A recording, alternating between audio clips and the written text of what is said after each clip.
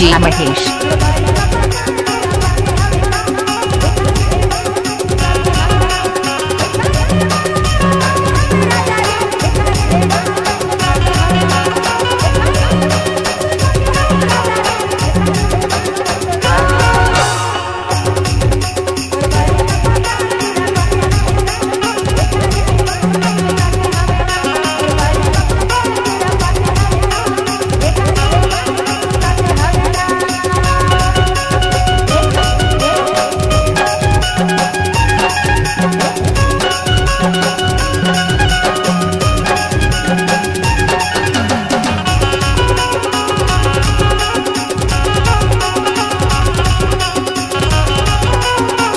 DJ Mahesh.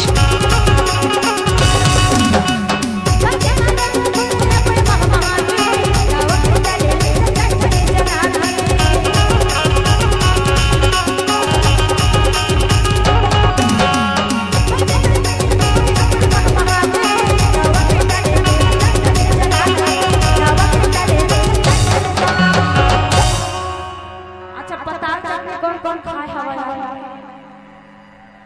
खाए पता चल मिर्च डाल के चट चट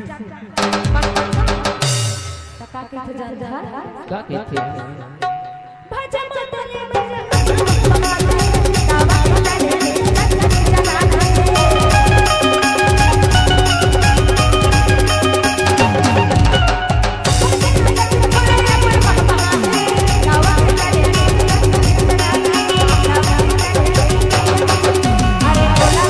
DJ Mahesh.